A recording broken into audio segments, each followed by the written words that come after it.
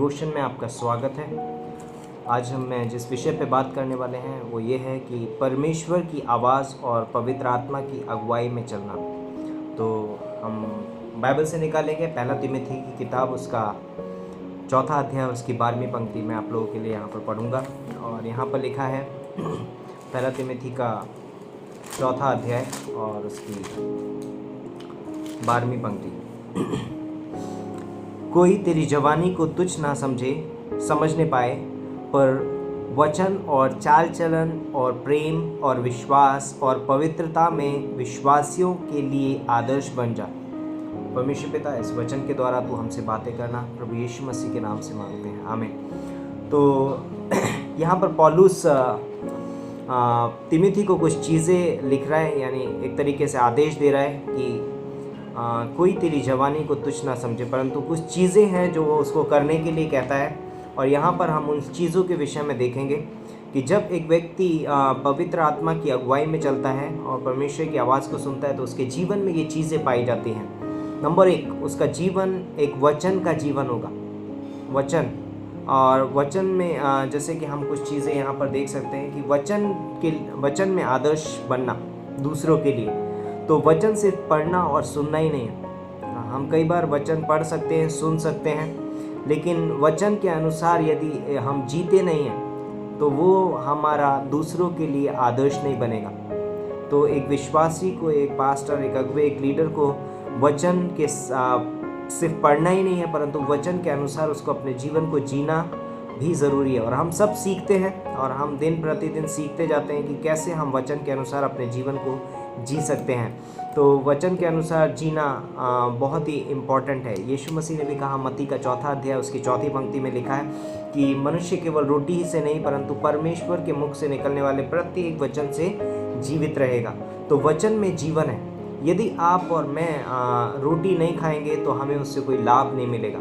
उसी तरीके से यदि हम वचन को सिर्फ सुनेंगे और उस पर हम मनन नहीं करेंगे, उस पर हम विचार नहीं करेंगे, परमेश्वर की विश्वास का मिश्रण नहीं करेंगे उसमें, तो वो वचन हमारे लिए कुछ लाभदायक नहीं होगा। इसीलिए हमें परमेश्वर के वचन को पढ़ना ही काफ़ी नहीं है, परंतु उसके अनुसार उस पर मनन करना और उसे अपने जीवन में लागू करना, उसके अनुसार अपने जीवन को जीना बहुत ही ज़रूरी है। यीशु मसीह कहता है मत्ती का 7वां अध्याय और उसकी 24वीं पंक्ति में, आई थिंक सो, और वहाँ पर बोलता है कि जो व्यक्ति मेरे वचन को सुनता है और उसको मानता है और उसके अनुसार चलता है, वो उस व्यक्ति के समान है जिसने अपना घर चट्टान पर बनाया है ना। तो बहुत ही ज़रूरी है हमें परमेश्वर के वचन पर क्या करना है और उसके अनुसार अपने जीवन को जीना है, तो हमारा जीवन दूसरों के लिए एक आदर्श बनेगा। दूसरी चीज़ है चाल चलन। यदि एक विश्वासी या एक अगुवे का चाल चलन ठीक नहीं है तो वो उसका संदेश जो है वो प्रभावशाली नहीं होगा। यदि मैं किसी से कुछ बातें कहूँगा और मेरा वो चाल चलन वैसा नहीं है बातों के हिसाब से, तो वो प्रभावशाली नहीं होंगे, क्योंकि लोगों को दिखाई देता है। दूसरी चीज़ है कि एक अगुवा जो है शैतान का सबसे बड़ा टारगेट है। बोलता है कि शैतान परमेश्वर के वचन को ख़राब नहीं कर सकता, उस बीज को ख़राब नहीं कर सकता, लेकिन वो अगुवे की गवाही को, अगुवे के बोलते हैं कि चरित्र को, उसके चाल चलन को ख़राब कर सकता है, जिससे कि वो वचन जो जब लोगों के सामने प्रचार किया जाए तो वचन प्रभावशाली ना हो। इसलिए एक अगुवे को, एक लीडर को, एक विश्वासी को भी अपने जीवन को प्योर रखना बहुत ही ज़रूरी है ना। चाल चलन में शुद्ध होना बहुत ही ज़रूरी है। तीसरा है प्रेम। एक अगुवे को, एक लीडर, एक विश्वासी को एक बलिदानी प्रेम रखना बहुत ज़रूरी है। यानी कि अगापे प्रेम, जिसका अर्थ होता है बिना शर्त का प्रेम, है ना, बिना कोई मांग करता है, जिसमें कोई मांग नहीं है, जिसमें कोई बोलते हैं कि शर्त नहीं है, बिना शर्त का प्रेम। तो बोलते हैं कि यहाँ पर परमेश्वर के प्रति प्रेम होना और दूसरों के प्रति प्रेम होना बहुत ही ज़रूरी है। यदि एक अगुवा, एक लीडर दूसरों से प्रेम नहीं रखेगा तो उसके जीवन में क्या है, वो चीज़ें दिखाई नहीं देंगी, है ना। परमेश्वर के वचन के अनुसार वो व्यक्ति नहीं जी रहा है। विश्वास, अगर हमारे अंदर विश्वास नहीं है तो हम उस विश्वास का प्रचार कैसे कर सकते हैं। तो विश्वास जो है वह अनदेखी वस्तुओं को क्या करता है, प्रचार करने के लिए हमें मदद करता है। कि इब्रानियों का 11:1 में लिखा है कि अविश्वास आशा की वस्तुओं का निश्चय और अनदेखी वस्तुओं का प्रमाण है। मैंने शायद वो चीज़ें देखी नहीं है, लेकिन क्योंकि मैं विश्वास करता हूँ यीशु मसीह पर, एक दिन वो चीज़ें पूरी होंगी। पवित्रता भी होना बहुत ही ज़रूरी है ना। यदि मेरे अंदर पवित्रता नहीं है तो मैं परमेश्वर के वचन की पवित्रता को पूरी तरीके से प्रचार नहीं कर पाऊँगा।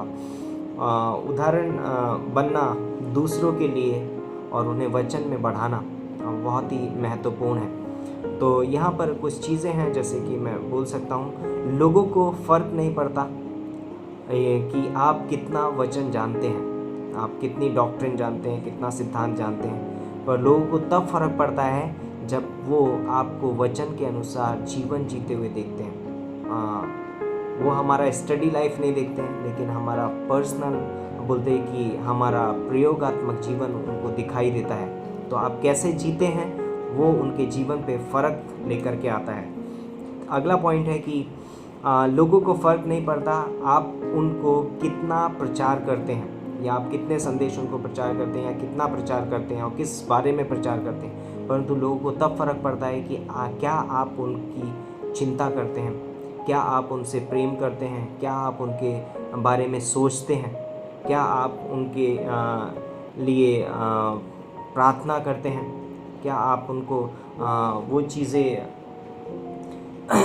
जो कि एक अगुवे की जो एक अगुवा अपने विश्वासियों को देता है, क्या आप उसकी तरह उसके साथ बर्ताव करते हैं। एक अगुवा जो है कलीसिया जो है एक अगुवे को एक चरवाहे के रूप में देखती है, और एक चरवाहा अपनी भेड़ों को चराता है, रखवाली करता है और उनकी देख रेख करता है। दूसरी चीज़, एक अगुवे के अंदर लोग यीशु मसीह के स्वभाव को ढूंढते हैं।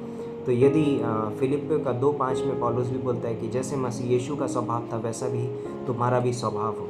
यदि हमारे अंदर प्रभु यीशु मसीह जैसा स्वभाव है तो हम लोगों के जीवन में फ़र्क लेकर के आएंगे। और जब हम इस तरीके से जीवन जीते हैं, वो जीवन हमारे मानो जब एक व्यक्ति पवित्र आत्मा की और परमेश्वर की आवाज़ सुन के अपने जीवन को जीता है, उसके जीवन में ये चीज़ें दिखाई देंगी।